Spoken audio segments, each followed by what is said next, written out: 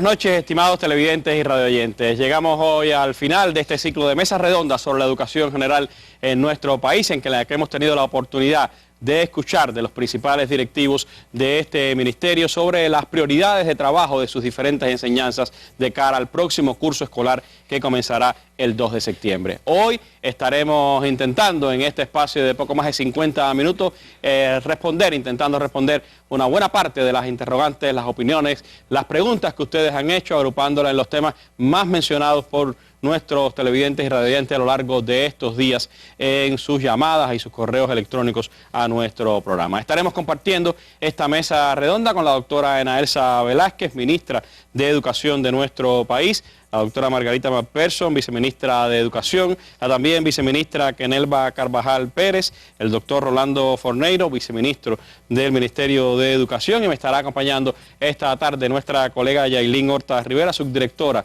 del periódico Juventud Rebelde, el periódico de la juventud cubana que tiene al tema de la educación, por supuesto, entre sus prioridades. Quiero dar nuevamente la bienvenida en el estudio a los miembros de la dirección del Ministerio de Educación, a sus viceministros y directores que están esta tarde aquí con nosotros, también a los representantes de diferentes organizaciones estudiantiles y del sindicato que también nos están acompañando esta tarde. Como es habitual, quiero decirles que nos estará acompañando en estas mesas redondas de cierre de los temas nacionales Aixa Evia, vicepresidenta primera de la Unión de Periodistas de Cuba, quien estará siguiendo las opiniones que ustedes nos dieron a conocer a través de la internet. Este será pues el panel que nos estará acompañando esta tarde. Los invito a que estén con nosotros hablando aquí de educación.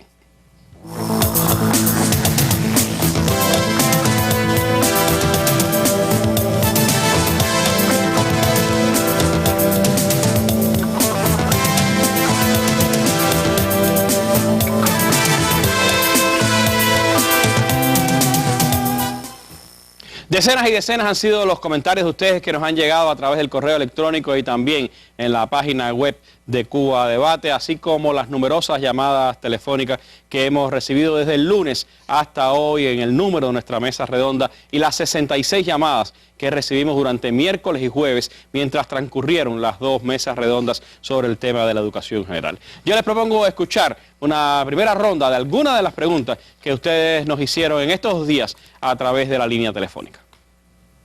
Catriana González, del municipio de Guanabacoa. Tengo una preocupación porque en la escuela del niño a mí me plantean que ya aprobaron una nueva resolución donde pueden haber hasta 30 a 35 niños por aula. Entonces el año pasado habían 3 aulas de tercer grado y este año hicieron 2 aulas de cuarto con 30 y 35 niños. Y yo entiendo que eso no debe ser, porque el profesor no tiene la posibilidad de tener una interacción con los niños. José Ramón Fernández, municipio Arroyo Naranjo. La opinión mía es sugerir que especialistas del ministerio, la provincia y el municipio bajen a las aulas a dar clases para poder contener las situaciones que se han producido y que los compañeros adquieran mayor experiencia, como en otros momentos ocurrió años atrás. Heriberto Rodríguez Verdura, Santi Espíritu. Mi inquietud es acerca de la merienda escolar. Yo pienso que en estos momentos ella no está cumpliendo la función. Muchos padres están llevando el almuerzo a los niños a las escuelas y por lo tanto es un gasto en el que está incurriendo el Estado. Marlene Arévalo Acosta, provincia de Granma, Manzanillo. ¿Por qué hay consejos de dirección en diferentes escuelas que imponen la dualidad de asignatura? Ejemplo, física, matemática, química, biología, geografía, biología, educación laboral, informática, que pueden impartirse por especialistas porque hay cobertura en nuestro municipio y en nuestras escuelas, es secundaria básica.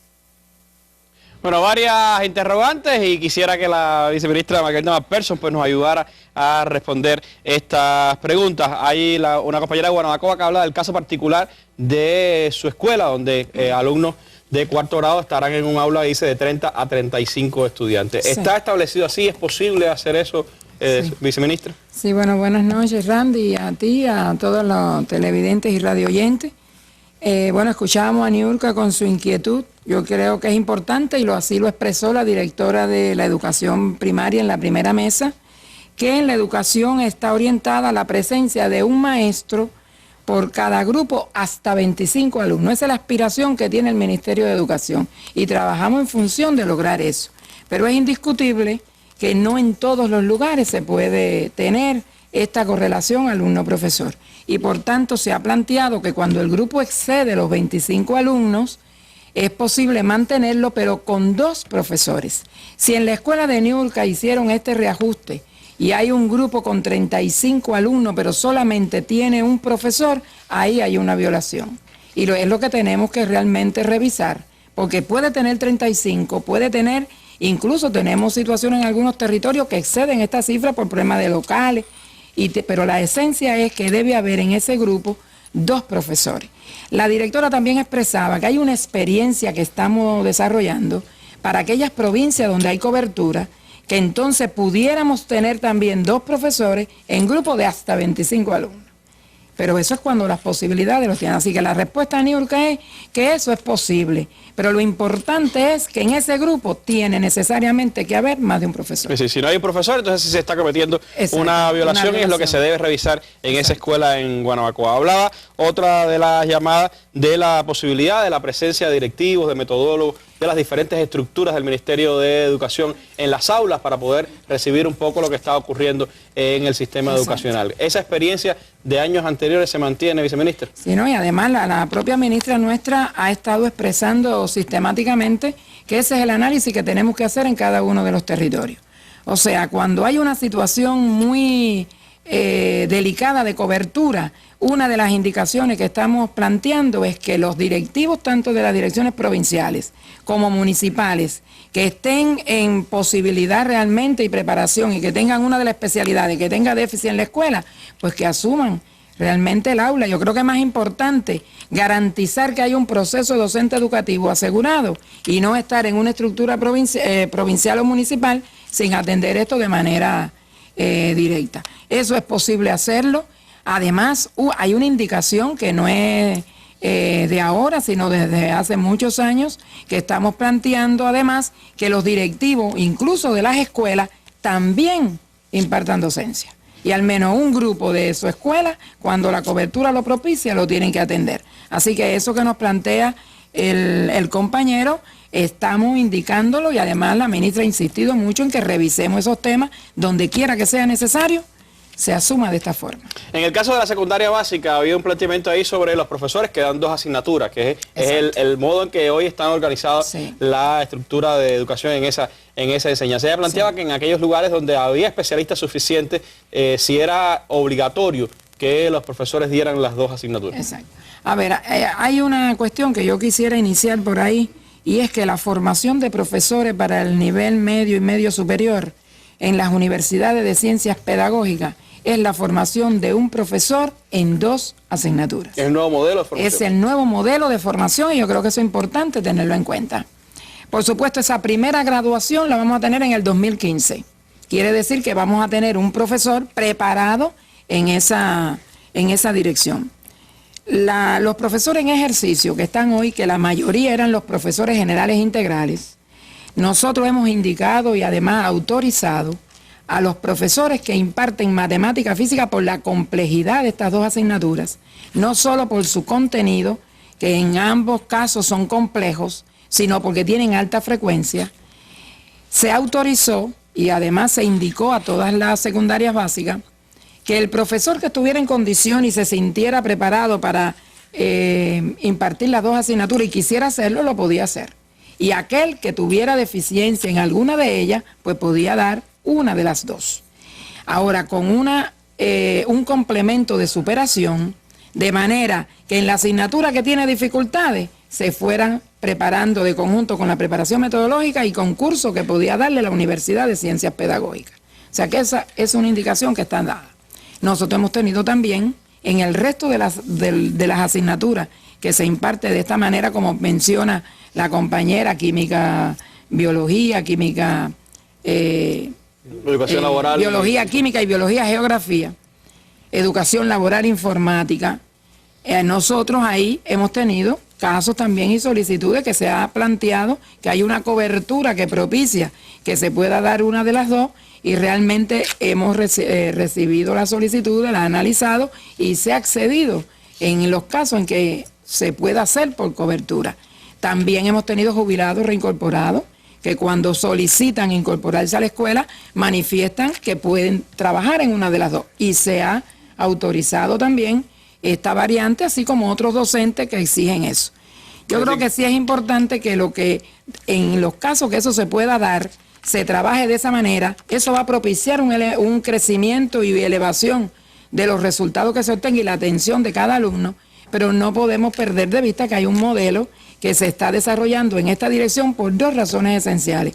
En primer lugar, eso disminuye la cantidad de alumnos, la cantidad de profesores frente al alumno, que fue una de las dificultades grandes que se presentaba en las secundarias básicas. Y además de eso, garantiza el cubrir las necesidades que tenemos en secundaria básica. Con la doble especialidad, por ejemplo, en séptimo grado tengo 7 profesores, en octavo grado 8 profesores. Si yo digo que es uno por asignatura, tenía que tener entonces 13 o más profesores. Sí, que es una de las cosas que ya se discutió en algún momento en la secundaria, básica. Otro elemento que tiene que ver con la secundaria, viceministra, es el tema de la merienda escolar. Hay algunas insatisfacciones, hay diferentes opiniones. Escuchábamos una de ellas, pero son varias las opiniones. Sobre el tema de la merienda, ¿qué ha analizado el Ministerio? Bueno, el Ministerio ha realizado estudios, además, en relación con la merienda escolar, con el consumo, con la realidad de la cantidad de estudiantes que consumen la merienda y variantes que se pueden adoptar para ir realmente dando solución a determinadas inquietudes que han surgido con la merienda escolar. Yo sí debo decir hoy aquí que la merienda del próximo curso se mantiene. La cifra de consumidores es menor que la del curso anterior, precisamente porque hay un grupo de estudiantes que no la consumen y no se le obliga a que tenga que consumirla. El Ministerio de Educación sigue trabajando intensamente para que cada vez más cada estructura municipal y las escuelas reporten diariamente la cantidad real de consumo de merienda escolar. Pero si un alumno no la consume y sus familiares quieren traerle la alimentación, eso es posible. Nosotros a eso no lo estamos negando.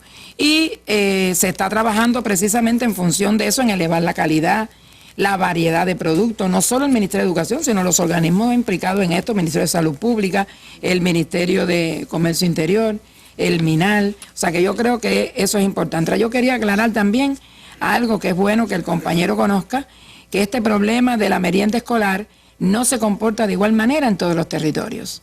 Hay diferentes provincias, municipios y hasta escuelas donde la merienda escolar hoy es una necesidad y que nosotros no podemos de manera arbitraria decir no hay merienda porque hay lugares en que todavía eso es una necesidad imperiosa. Por tanto, por esa razón, el Ministerio lo sigue evaluando y sigue revisando el problema y se tomarán las decisiones que se consideren en la medida que profundicemos en todas las causales y sugerencias, peticiones que nos hacen alrededor de la merienda escolar. Gracias, viceministra.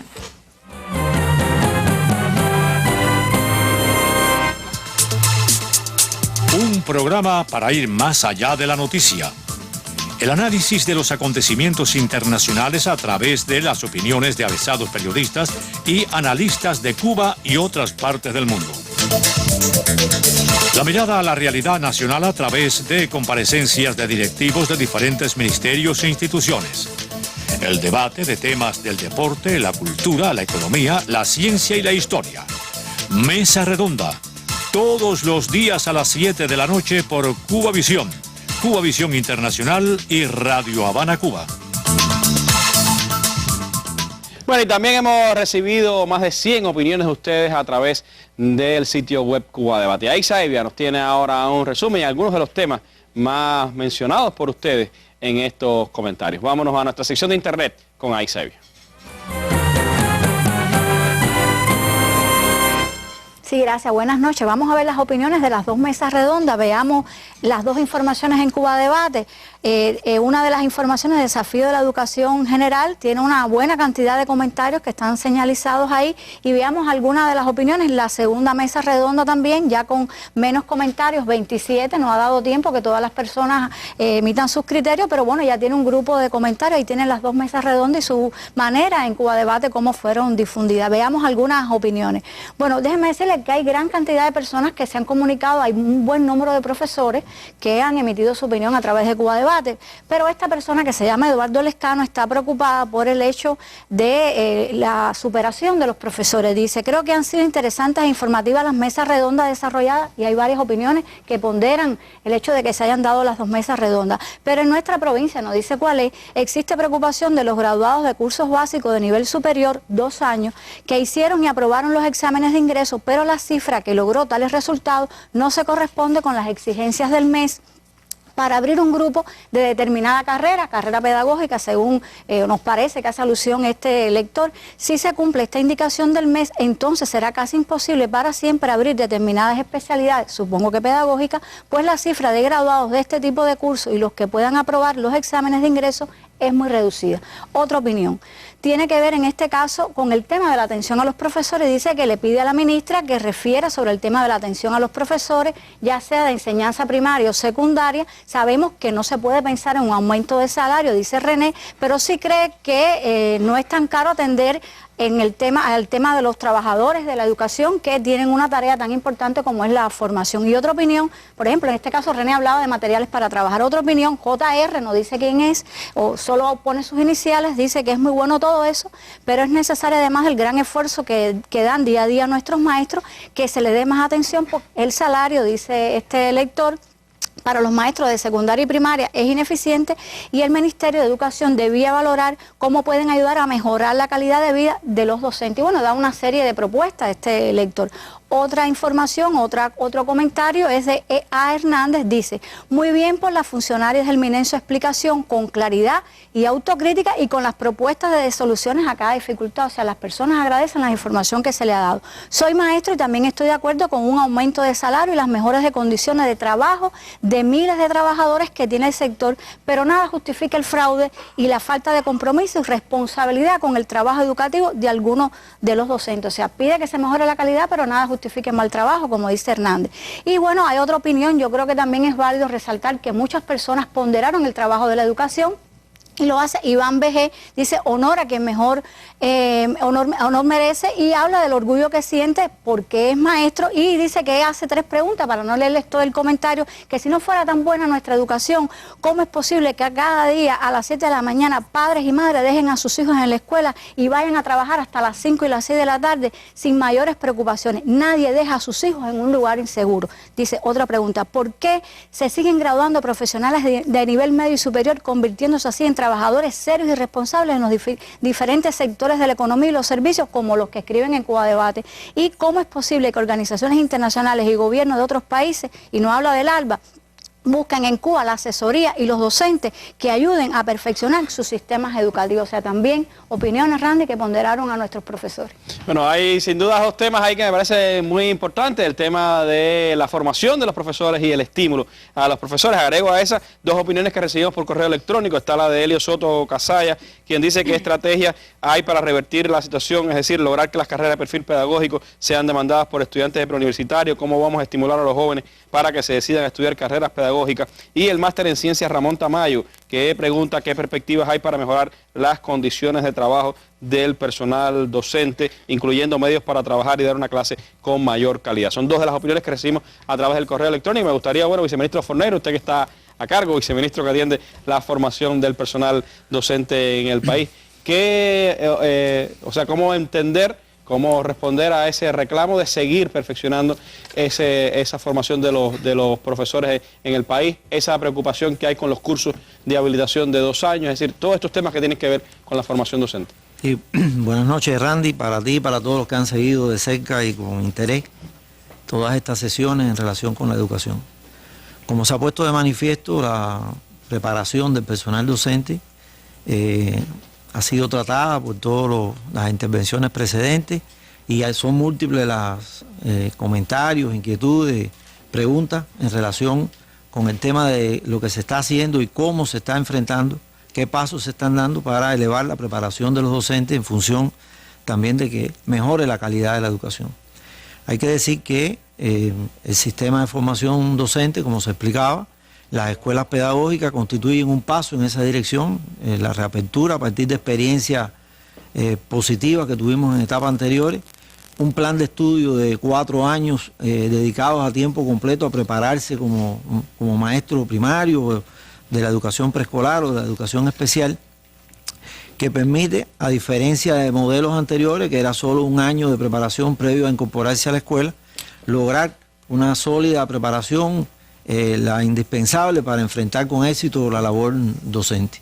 Como se expresaba en el día de ayer, la primera generación de jóvenes que se incorporó a las escuelas pedagógicas, pues comienza a partir del próximo lunes su 4º y último año de estudio, con una etapa de práctica preprofesional, un ejercicio de culminación de estudios para evaluar la preparación que han recibido, el dominio de la lengua materna que tienen los maestros primarios, tan importante para poder ejercer y transmitir y enseñar a sus alumnos de las primeras edades. Y estamos convencidos de que su incorporación a las escuelas de los diferentes niveles a los que se han preparado a partir de septiembre del 2014 va a representar un salto cualitativo. En las universidades de ciencias pedagógicas, el modelo de las carreras universitarias pedagógicas, al que se refería la viceministra Margarita, también prevé que los jóvenes estén a tiempo completo estudiando hasta 3 años de sus 5 años de estudio de la carrera universitaria antes de incorporarse a las aulas con una responsabilidad docente. Esto también es una diferencia respecto a etapas anteriores, que los jóvenes prácticamente se preparaban solo durante 1 año, a veces hasta menos, en relación con las necesidades de cobertura docente. Y esta preparación de 3 años significa, por supuesto, una preparación mucho más sólida, más profunda, que por demás también se desarrolla en las sedes centrales de las universidades pedagógicas, no en los municipios, lo que permite una utilización superior y más profunda de los claustros de nuestras universidades pedagógicas que están preparados, y que también estos claustros contribuyen con docencia directa en las escuelas pedagógicas, en prácticamente todas las provincias. A modo de ejemplo, más de 100 profesores de la Universidad Barona, Pedagógica Barona, pues han trabajado y trabajan en las 2 escuelas pedagógicas de aquí de la capital. Esto en cuanto a la formación inicial, el curso de 2 años, como se hace referencia, de carácter como alternativa transitoria para aquellos territorios donde la cobertura docente así lo han requerido. Bueno, se ha abierto para aquellos bachilleres, hay que decir que son graduados de bachillerato, que no accedieron a las carreras universitarias y que han dado su disposición de formarse como maestros en un plan de estudio de 2 años también a tiempo completo que se desarrolla en las universidades pedagógicas con los docentes de las propias universidades y que indiscutiblemente los prepara directamente para desarrollar el trabajo docente en las escuelas, fundamentalmente secundaria básica. Aquí con la intención y el propósito de que durante su primer año de trabajo se preparen para ingresar a la Universidad de Ciencias Pedagógicas, aprobando los exámenes de ingreso como se hacía referencia en la pregunta. Hay que decir que, bueno, precisamente durante esta semana hemos estado haciendo análisis para no tomar de manera esquemática el tema del número de estudiantes para formar un grupo. Esto también lo hemos analizado con los compañeros del Ministerio de Educación Superior y a partir de las condiciones concretas en cada territorio se producen análisis con los jóvenes que han aprobado, a veces hacia carreras pedagógicas afines, a veces autorizando un grupo con menos estudiantes, lo que los compromete también en nuestras universidades a lograr elevar la retención con esos grupos que comienzan con pocos estudiantes. Es decir, que ese análisis se está haciendo y que además también nos proponemos durante este curso que comienza a trabajar en función de elevar la preparación de los estudiantes para que logren aprobar el examen de ingreso. Brevemente también expresar que con los profesores en ejercicio también hemos tomado un grupo de pasos dirigido a elevar la preparación de los que ya ejercen. Se ponía el ejemplo de los cursos de posgrado o diplomados que se desarrollan. Más de 50.000 docentes en nuestro país en el curso pasado transitaron por alguna forma de posgrado. A modo de ejemplo, los que se formaron en la carrera de profesor general integral para la secundaria básica están recibiendo un diplomado que los prepara para estas combinaciones de 2 asignaturas y que se están desarrollando por las universidades de ciencias pedagógicas. Más de 10.000 de estos graduados ya han cursado este diplomado y los ponen en mejores condiciones también para trabajar. Y varios miles de nuestros docentes en ejercicio también han alcanzado una categoría académica superior, la de maestría, a graduarse en la maestría en Ciencias de la Educación u otras, lo que nos pone también en condiciones de trabajar porque toda esa preparación pongan en función desde su desempeño y lograr elevar los resultados docentes. Un esfuerzo extraordinario que tienen que hacer nuestros profesores, que además de impartir las clases tienen que seguir preparándose, por supuesto, para ser mejores como docentes. Y por eso es claro, ministra, el reclamo de los profesores y de toda la sociedad, de que cada vez hay que atender mejor al maestro, como esencia de nuestro sistema de educación. ¿Qué se sigue haciendo en función de ese importante objetivo? Bueno, a partir de buenas tardes. Realmente la atención y estimulación al maestro es una preocupación, como usted dice, no solo de los maestros, sino también de la población. Se habla del salario. Realmente sabemos que el país no está en condiciones de realizar en estos momentos un aumento salarial. Cuando se pudo hacer, que fue en el año 2009, no en la cuantía que se requería, se hizo. Y para esto el país tuvo que erogar más de 800 millones de pesos, porque bueno, nuestro sector es muy grande. También se habla del uniforme, en algunas opiniones. Criterios, algunas opiniones. Bueno, realmente cualquier decisión que tome el país en el orden material requiere cuantiosos recursos financieros porque nuestro sector, como ya dije, es muy grande. Y no podemos dejar de recordar y de saber, porque lo sabemos, eso se divulga, que el 27% de los gastos presupuestados del país se dedican al sector de la educación. Es decir, son cifras muy grandes que se dedican y un % alto es para gastos del personal, es decir, para pagar el salario a los profesores. De todos modos, nosotros consideramos, y así lo hemos evaluado con los directivos fundamentales de educación, también con los gobiernos locales, que realmente hay muchas cosas que nosotros podemos hacer en la atención y estimulación a los maestros. Algunas internamente, propiamente de educación, y nosotros hemos insistido mucho en la atención en las propias escuelas a los maestros. Muchas veces se utilizan métodos y estilos de dirección que disgustan a los maestros. Yo creo que en eso tenemos que seguir trabajando. No podemos olvidar que más del 70% de la fuerza docente está integrada por compañeras. Y aunque en el país se ha avanzado mucho en la igualdad del hombre y la mujer, pero todavía nosotros tenemos muchas responsabilidades con la familia, con los hijos, con personas mayores, y entonces a veces en las escuelas no hay comprensión de esta situación, y no se trata de que caigamos en un problema de disciplina, de relajamiento, pero sí, a veces el proceso se puede organizar para que esa persona se afecte salarialmente, no afecte el proceso docente educativo, bueno, tener cierta flexibilidad en ese sentido. Eso es muy importante, y también lo que ustedes anunciaban sobre el tema del fondo de tiempo del profesor para su preparación. Claro, nosotros por ejemplo, el primer día hablé de ese tema, nosotros tenemos que son de las alternativas, una cifra importante de maestros que tienen una sobrecarga, y también yo creo que hay que prestar una atención, así se ha indicado, en el sentido de no cargarlos con otras tareas, para lograr que se concreten en la docencia, que se preparen, porque creo que eso es lo más importante.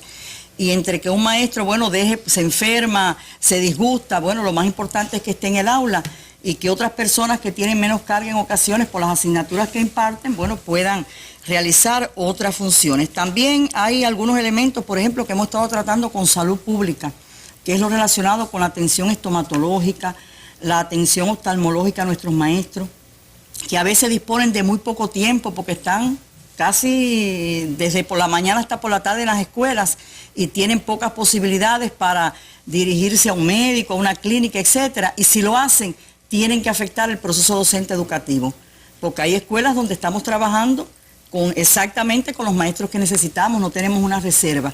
Y entonces, en este sentido, se han estado buscando algunas soluciones. También hay otro elemento que no es estimulación, que esto es una necesidad para la atención al maestro, y es lo relacionado, y también en algunos comentarios se dice lo relacionado, que el maestro pueda tener un vaso de agua fría, que el maestro tenga un baño donde pueda hacer sus necesidades. Nosotros estamos trabajando en este sentido, incluso se hizo un levantamiento indicado por el propio Ministerio de Economía y Planificación, escuela a escuela, con el objetivo de tener por lo menos en cada escuela un bebedero, una caja de agua fría.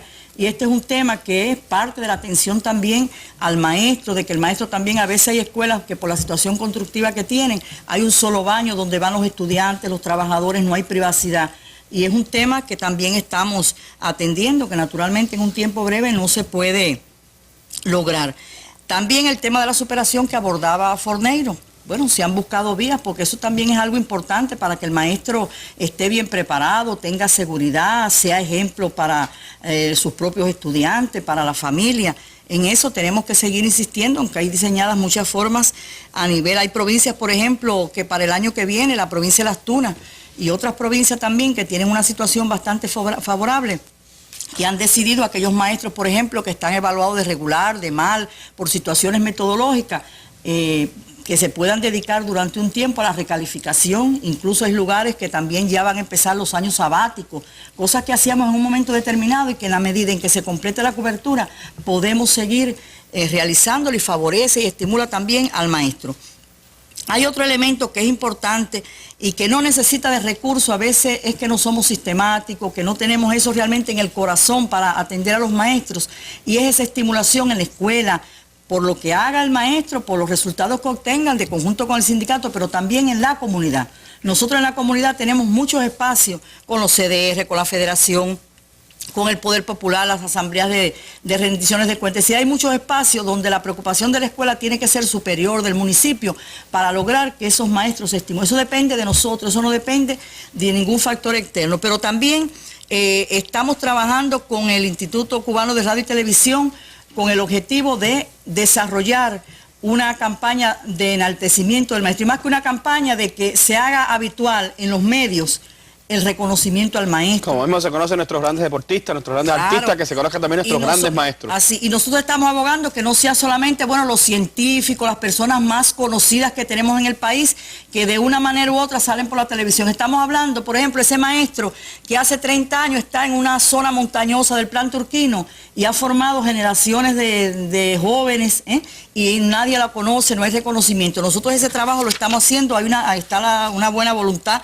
por parte de este organismo para hacer ese trabajo, y ya a partir de septiembre debe impulsarse.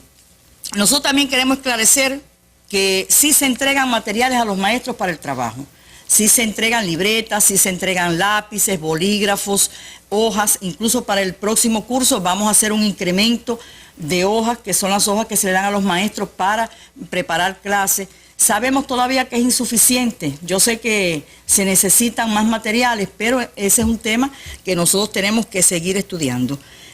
Yo creo que tenemos muchas reservas y que tenemos que aprovecharlas. Y tenemos que lograr que varios organismos, organizaciones realmente se unan a nosotros para que la estimulación al maestro y el reconocimiento al maestro sea mayor, partiendo también de que el reconocimiento social del maestro no solamente se gana con cosas materiales, con lo que hagan otras personas, sino también con la ejemplaridad, con la preparación de ese propio maestro. Ese es un tema en el que podemos intervenir todos, la familia, la sociedad, las organizaciones, y yo creo que es imprescindible que el maestro se sienta estimulado, reconocido, porque su labor es fundamental para todo nuestro pueblo. Gracias, ministro.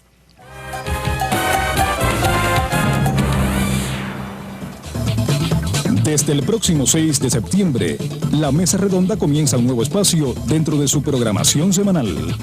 Cada viernes a las 7 de la noche se pondrá a debate sobre la mesa un tema de interés social: valores, ilegalidades, indisciplinas. Nuestra actuación como sociedad vista desde la perspectiva de periodistas de diversos medios de comunicación y otros profesionales reconocidos. También estará en el debate la opinión de nuestro pueblo a través del correo electrónico, la llamada telefónica o la cámara en la calle. Cada viernes a las 7 de la noche, un tema sobre la mesa. Acompáñenos.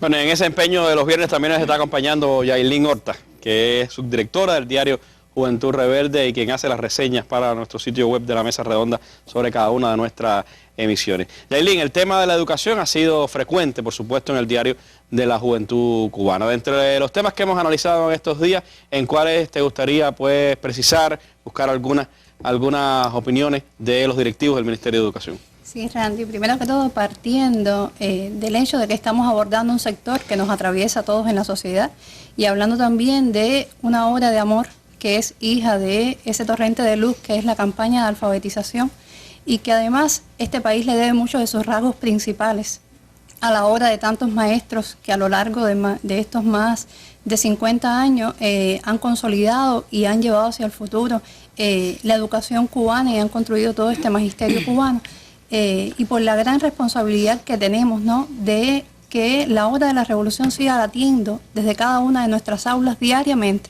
Me gustaría extenderle al panel 4 preguntas de cara al presente y al futuro de la educación cubana. Primero que todo, es decir, quiero centrarme en un tema sensible y hasta doloroso, que es el fraude. Recientemente en las mismas páginas de Juventud Rebelde lo abordamos, abordamos un asunto y una problemática como esta. Me gustaría preguntarle a los compañeros del panel en qué medida y cómo está pensando el Ministerio de Educación una estrategia para evitar que este problema haga metástasis en la sociedad. Quiero después, me gustaría también preguntarles, ayer se abordó en esta mesa redonda que este año la matrícula de este nuevo periodo lectivo de la enseñanza técnico y profesional va a ser de unos 80.000 estudiantes y de ellos 48.000 son de nuevo ingreso. Me parece que estamos hablando de una cifra en el ámbito de los obreros calificados importante, es decir, que tiene además, que ha venido creciendo en los últimos años de manera acelerada, y me gustaría saber en qué medida este mismo crecimiento está acompañado con un crecimiento en las condiciones para que sea sostenible en el tiempo un proyecto como este, que además busca encauzar también las demandas que tiene la sociedad en la producción y los servicios. Como tercera pregunta, me gustaría extenderle al panel también, sí ha mencionado en las mesas redondas precedentes que los 10.402 centros que este año van a comenzar, que van a abrir sus puertas a la enseñanza en Cuba desde el Ministerio de Educación, de ellos hay, el 42% está valorado que tiene una situación mala o regular. Y estamos hablando, cuando sacamos la cuenta de ese 42%, de que son unos 4.000 centros.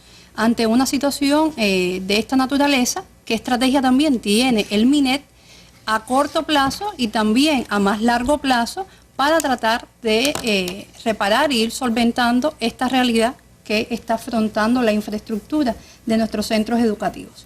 Y como última pregunta, hay quienes sostienen, ¿no?, sostienen que la evaluación del profesor tiene peso en el promocionismo, que influye también este rigor o determinados indicadores que se tienen en cuenta en que se estimule desde un centro de enseñanza nuestro el promocionismo, algo que en la política del país estamos evitando. ¿Es cierto esto? ¿Cómo se evita?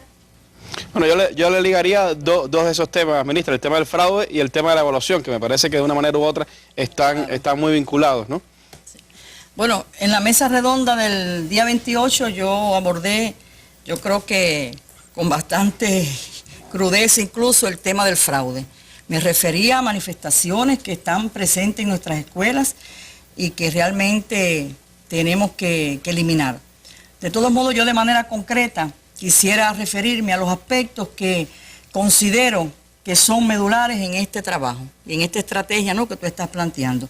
En primer lugar, nosotros tenemos que trabajar para rescatar la confianza de los padres y alumnos en la escuela, porque la escuela realmente le brinde a los estudiantes lo que necesitan, la formación que necesitan.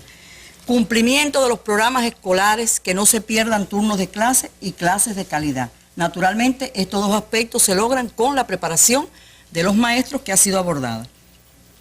La labor educativa de los profesores, también a partir de su preparación para realmente desarrollar valores y transmitir la conciencia de lo nocivo que es el fraude. La unidad, la exigencia, la combatividad de los colectivos laborales en función de que cuando se detecte un hecho de este tipo, bueno, realmente no se permita. Y también yo creo que es importante que recomendemos a los padres, porque aunque sabemos que no todos los profesores participan en hechos como estos, ni los padres tampoco, pero sí hay padres que lo permiten, la recomendación a los padres de que no permitan esto porque le están haciendo daño a sus hijos. Yo creo que son aspectos esenciales que nosotros, en los que debemos trabajar con mucha intensidad en este curso y en los venideros cursos escolares, para nosotros realmente eliminar de nuestros centros el fraude escolar. Usted hablaba del tema de la evaluación y decía, aquella intervención primera, que era también uno de los componentes para poder evitar el fraude, con una evaluación adecuada fuera la que permitiera realmente medir las capacidades de un estudiante. ¿Cómo se vincula ese tema del llamado promocionismo que a veces ha matado a nuestra educación con la evaluación actual que se le exige a los profesores? Bueno, primero, el Ministerio de Educación no promueve el promocionismo.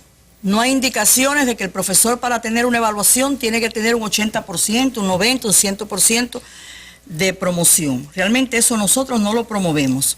El alumno pasa de grado, pasa de nivel, si realmente tiene los conocimientos y vence realmente los exámenes, los objetivos que están previstos.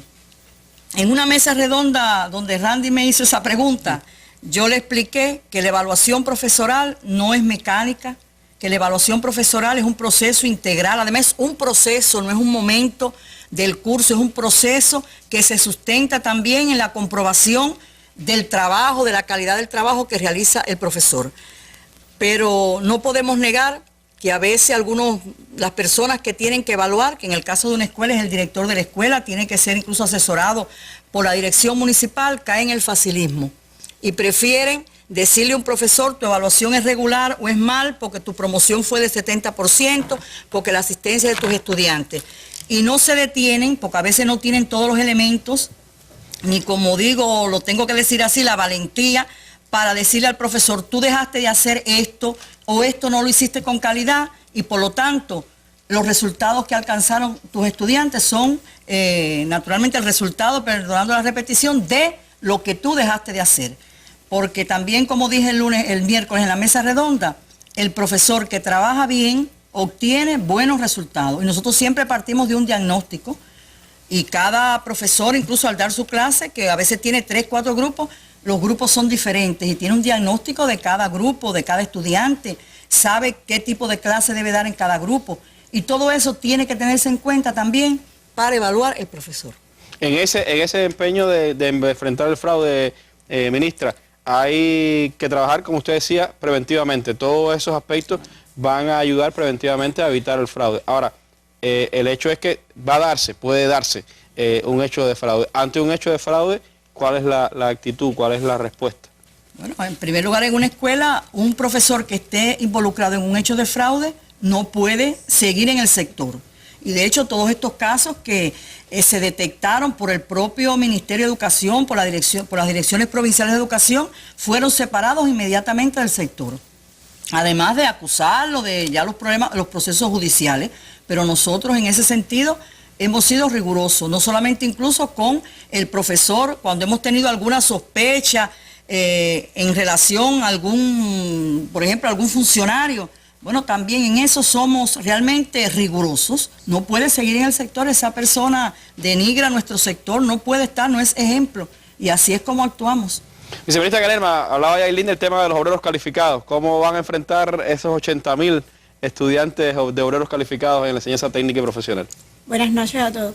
Randy, hace un año aquí en la propia mesa redonda nosotros decíamos que como parte de todo el proceso de transformación que ha estado llevando la enseñanza técnica para rescatar la formación de técnicos medios obreros calificados en correspondencia con lo que hoy el país está necesitando, uno de los elementos fundamentales es que la formación se corresponda con lo que requiere este país en la formación para garantizar los bienes y servicios que hay que producir. De lo contrario, no va a ser posible lograr el desarrollo que está requiriendo el país. Por lo tanto, nosotros pasamos desde el año 2009 de casi no tener formación de obreros calificados, 2.070 en aquel momento, 169 de las especialidades agropecuarias, ahí donde nos hace falta también producir alimentos, a 10.000, 22.000, 60.000 y ya el año pasado tuvimos 82.000 obreros calificados. Este año debe ser una cifra similar, crece un poquito, en unos 1.000 estudiantes, el nuevo ingreso debe comportarse de manera similar.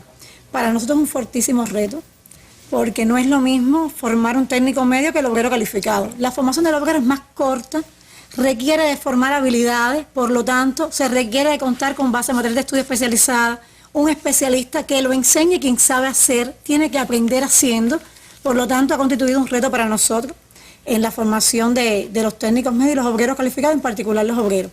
Por otra parte, la familia cubana no adaptada a que su hijo se formara como obrero calificado. Yo creo que ese es uno de los retos fundamentales para hacerlo sostenible en el tiempo. Hay que explicar, tenemos que argumentar, tenemos que hacer valer la importancia de hacer con las manos, de producir, del valor del trabajo, y es una labor de la escuela y de toda la sociedad que tendremos que nosotros seguir incidiendo en ella. Y hemos tenido también que trabajar muchísimo haciendo planes de estudio, programas de estudio, de 21 especialidades de obrero calificado que teníamos en aquel momento, hoy son 45, 20 se inician este año.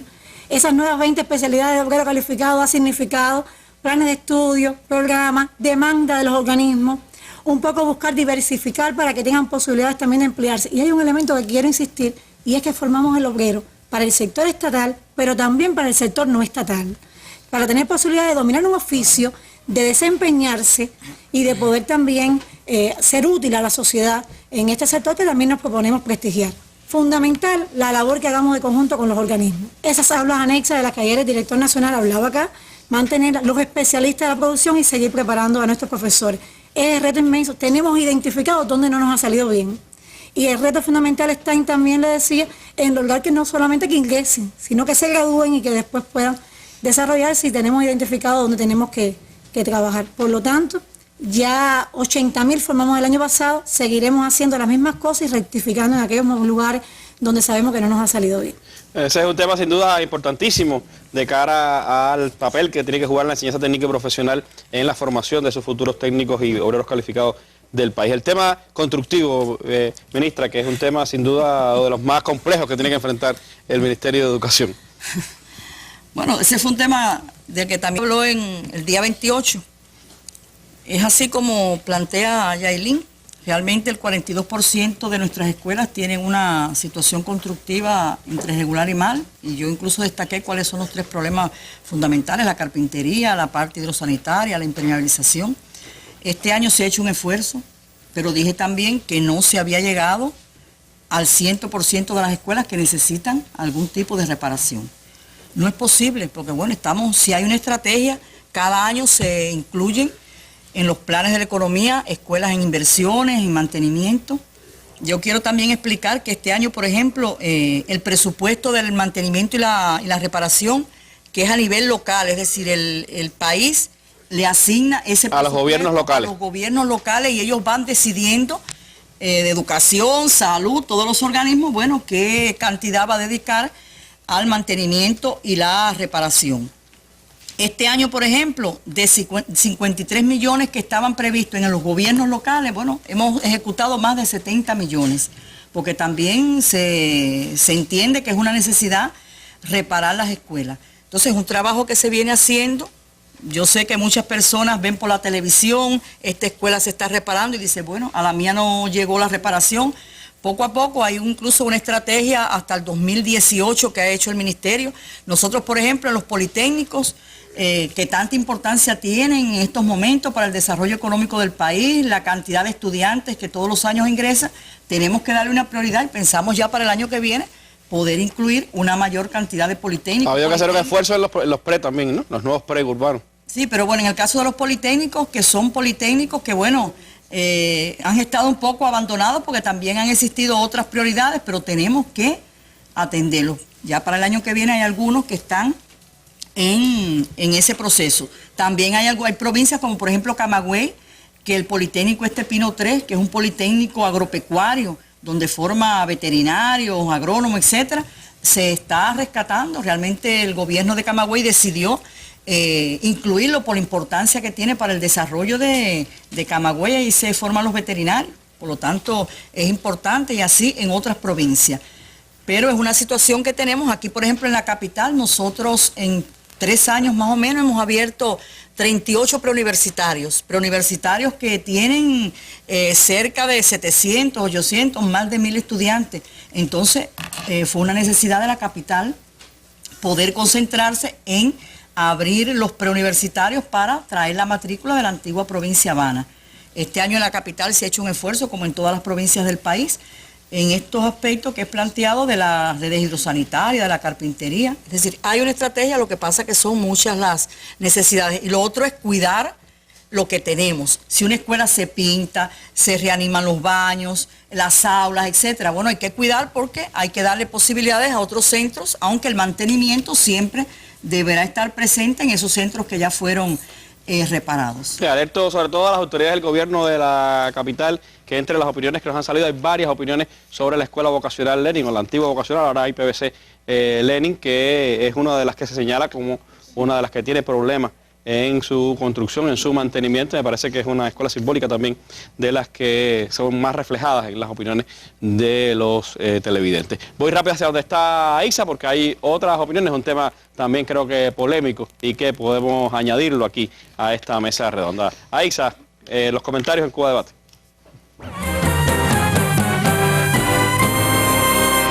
Bueno, un tema que están pidiendo las personas que se dirigieron a Cuba Debate. Dice, por favor, me gustaría, sin piedad, dos temas fundamentales: el fraude, que ya lo hemos abordado, y el tema de los mal llamados repasadores que cobran por repasar a los alumnos. Dice una persona sobre el tema de los repasadores. Dice el próximo comentario sobre este tema: lo más lamentable de los susodichos repasadores es que en su gran mayoría son los propios profesores que luego de su jornada laboral cobran en sus casas por ese servicio, lo cual tiene varias aristas. Una de ellas dice que es que sus conferencias las dejan a media y por lo tanto para que en los repasos nocturnos se dé los conocimientos que no se dio en el aula.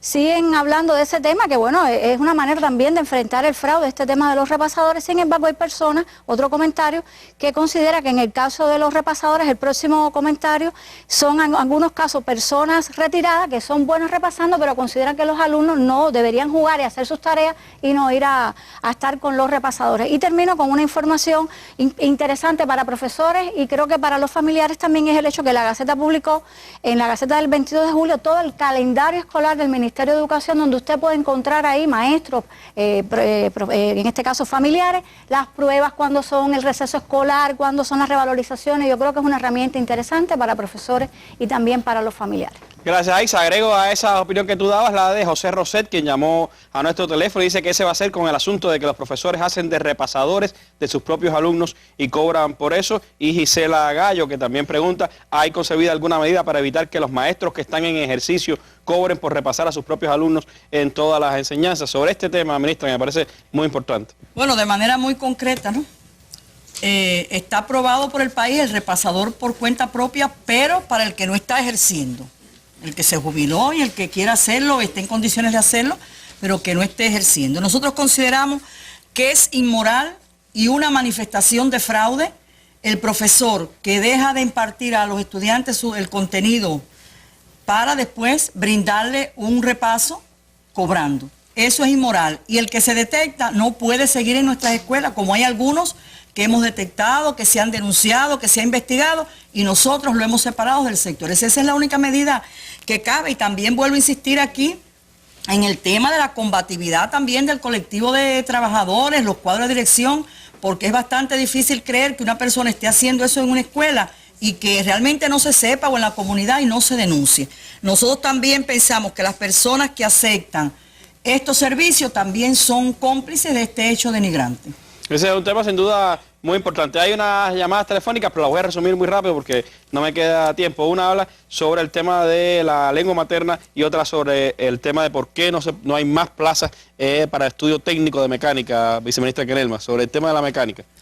Bueno, en general, para la mecánica y para todas las especialidades. Para conformar los planes de plaza de técnicos medios responde a la demanda de los organismos de la producción y los servicios. Es decir, hoy las plazas que están ofertando responden a esa demanda. Los técnicos medios son 735 plazas de esta familia de la mecánica para septiembre y bueno, en incongruencia con lo que dijimos anteriormente, muchas más de obreros calificados, 4.121, que estas son tanto para la demanda del sector estatal como para el sector no estatal. Es decir, la respuesta es, tendríamos que formar, cumpliendo el lineamiento 172, lo que se requiere en cada uno de los territorios. El tema de la lengua materna, Forneiro, ¿sigue siendo prioridad para la educación? Sí.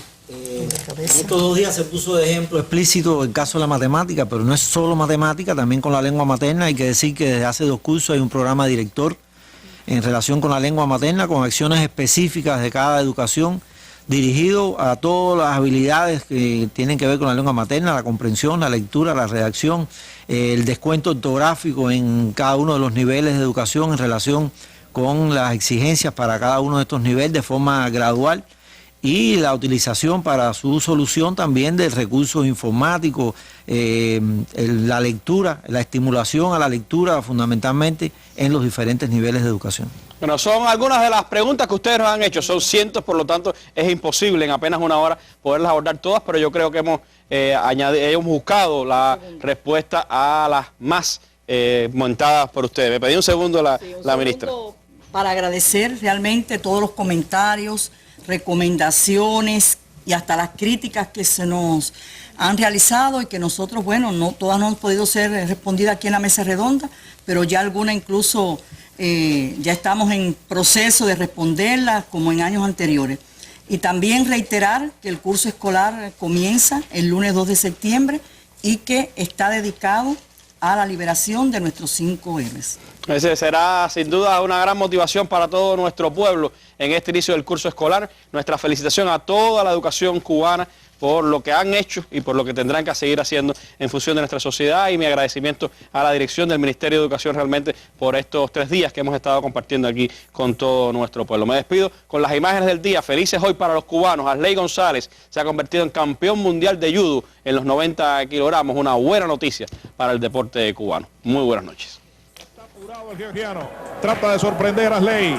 Comienza a trabajar en el Neguasa. Sigue caminando el reloj, quedan 12 segundos, indica mate. A 12 segundos está Arley González del título del mundo. Trata de forzar Liparteliani. Arley también ha estado bien activo durante todo este combate final. Viene a buscarlo. Trata el cubano de intentar la técnica de sacrificio. Aguanta Liparteliani, quedan 4 segundos, va a terminar el combate. Está por terminar el combate, aquí puede haber oro para Cuba. Viene tras él Liparteliani. Lo espera el cubano que retrocede. Se acabó el tiempo. Arley González es el campeón del mundo en la división de los 90 kilogramos. Se reafirma en la élite derrotando a uno de los grandes, al georgiano Varlan Liparteliani. La primera medalla de oro para Cuba en este campeonato mundial del 2013.